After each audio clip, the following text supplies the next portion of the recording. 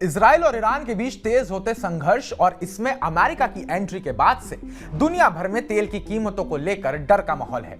भारत तेल की कीमतों और रुझानों पर करीब से नजर रख रहा है। दरअसल ऐसी अटकलें हैं कि ईरान 3 परमाणु ठिकानों पर अमेरिकी हमले के बाद होर्मुज़ जल डमरू मध्य को बंद करने की योजना बना रहा है।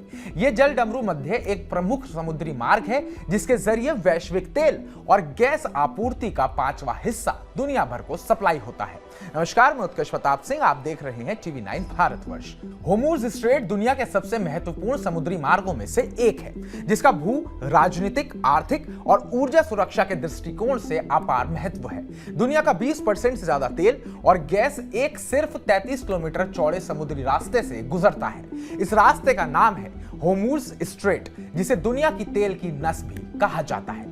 होर्मुज़ स्ट्रेट फारस की खाड़ी को ओमान की खाड़ी और अरब सागर से जोड़ने वाला एक संकरा जलमार्ग है। यह मध्य पूर्व में ईरान और ओमान के बीच स्थित है और वैश्विक तेल व्यापार का एक महत्वपूर्ण चेक पॉइंट है। आपको डिटेल में होर्मुज़ की कहानी समझाते हैं। सबसे पहले बात करते हैं कि आखिर होर्मुज़ स्ट्रेट क्या है। होर्मुज़ स्ट्रेट फारस की खाड़ी को ओमान की खाड़ी और अरब सागर से जोड़ता है। इसकी लंबाई लगभग 161 किलोमीटर है, लेकिन सबसे संकरी जगह पर चौड़ाई सिर्फ 33 किलोमीटर है और शिपिंग लेन केवल 3 किलोमीटर चौड़ी है। यह ईरान और ओमान के बीच स्थित है और ईरान के पास इस मार्ग पर नियंत्रण रखने वाला द्वीप जैसे केशम और हेंगम है, जो इसे रणनीतिक रूप से महत्वपूर्ण बनाते हैं। हर महीने 3000 से ज्यादा व्यापारिक जहाज इस रास्ते से गुजरते हैं। होर्मुज़ स्ट्रेट से दुनिया का लगभग 20 से 26% कच्चा तेल और 20% से ज्यादा तरलीकृत प्राकृतिक गैस गुजरती है। 2022 में प्रतिदिन औसतन 21 मिलियन बैरल तेल और तेल उत्पादन इस मार्ग से गुजरे, जो वैश्विक तेल व्यापार का 21% है। सऊदी अरब, इराक, कुवैत, यूएई, कतर और ईरान जैसे ओपेक देश अपने अधिकांश तेल निर्यात के लिए इस मार्ग पर निर्भर हैं। अगर इसकी आर्थिक महत्व की बात करें, यह मार्ग वैश्विक ऊर्जा सुरक्षा और अर्थव्यवस्था की रीढ़ है। किसी भी रुकावट से तेल की कीमतें आसमान छू सकती हैं, जिससे महंगाई बढ़ती है। खाड़ी देशों जैसे Saudi Arab, UAE, Qatar, Bahrain के लिए यह उनकी अर्थव्यवस्था का मुख्य आधार है, क्योंकि उनका तेल और गैस निर्यात इसी रास्ते से होता है। होर्मुज़ स्ट्रेट एक चेक पॉइंट है जिसे आसानी से रोका जा सकता है, इसलिए यह भू राजनीतिक तनाव का केंद्र है। अमेरिका का 5वां नौसैनिक बेड़ा बहरीन में तैनात है, जो इस मार्ग की सुरक्षा सुनिश्चित करता है। अगर निर्यातक देशों की बात करें तो Saudi Arab, UAE, Kuwait, Qatar, Iraq, Iran ये देश अपने तेल और गैस निर्यात के लिए होर्मुज़ स्ट्रेट पर निर्भर है। अगर यह बंद होता है तो इन देशों की अर्थव्यवस्था को भारी नुकसान होगा, क्योंकि उनका निर्यात रुक जाएगा। अगर आयातक देशों की बात करें तो चीन दुनिया का सबसे बड़ा तेल आयातक, जिसके 45% तेल आयात होर्मुज़ स्ट्रेट से गुजरते हैं। भारत 90% तेल आयात करता है, जिसमें 40% से ज्यादा मध्य पूर्व यानी कि इराक, सऊदी अरब और यूएई से आता है। जापान, दक्षिण कोरिया ये देश भी मध्य पूर्व के तेल पर बहुत निर्भर है। अगर यूरोपीय देशों की बात करें तो यूरोप का गैस आयात भी इस मार्ग से प्रभावित होता है। अमेरिका, हालांकि अमेरिका अब कम निर्भर है, फिर भी वैश्विक तेल कीमतों में उछाल से उसकी अर्थव्यवस्था प्रभावित होगी।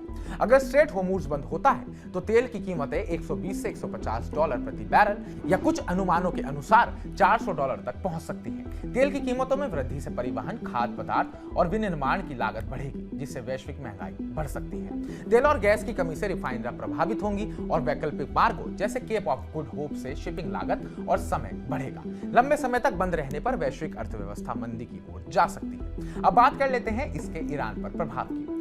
ईरान स्वयं इस मार्ग पर निर्भर है, क्योंकि उसका 96% तेल निर्यात होर्मुज़ से ही होता है। इसे बंद करना उसके लिए आर्थिक आत्महत्या हो सकता है। हालांकि ईरान इसे भू राजनीतिक दबाव के हथियार के रूप में इस्तेमाल करता है। अगर भारत पर इसके प्रभाव की बात करें तो भारत अपनी तेल जरूरत का 90% आयात करता है, जिसमें 40 से 47% मध्य पूर्व यानी कि इराक, सऊदी अरब, यूएई और होर्मुज़ स्ट्रेट के रास्ते से आता है। भारत प्रतिदिन 5.5 मिलियन बैरल तेल खपत करता है, जिसमें 1.5 से 2 मिलियन बैरल इस मार्ग से आता है। स्ट्रेट बंद होने से तेल आपूर्ति में कमी और कीमतों में भारी वृद्धि होगी।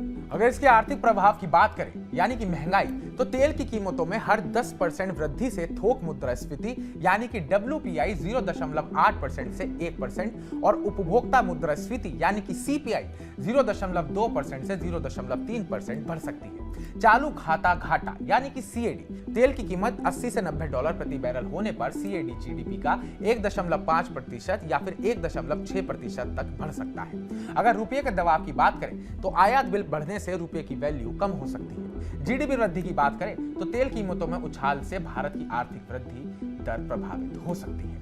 केंद्रीय पेट्रोलियम मंत्री हरदीप सिंह पुरी के अनुसार भारत ने तेल आपूर्ति के स्रोतों में विविधता लाई है। अब 38% तेल रूस से और कुछ अमेरिका, ब्राजील और पश्चिम अफ्रीका से आता है, जो होर्मुज़ स्ट्रेट से नहीं गुजरता। भारतीय तेल कंपनियों के पास कई हफ्तों का स्टॉक है और रणनीतिक तेल भंडार 9 से 10 दिनों की जरूरत पूरी कर सकता है। भारत घरेलू एलपीजी उत्पादन पर निर्भर है और निर्यात रोककर आपूर्ति तय करता है। तो हमारी इस पूरी रिपोर्ट पर आपका क्या कहना है, कमेंट बॉक्स में कमेंट कर हमें जरूर बताइएगा। बाकी ताजा अपडेट्स पाने के लिए TV9 भारत को सब्सक्राइब कीजिएगा।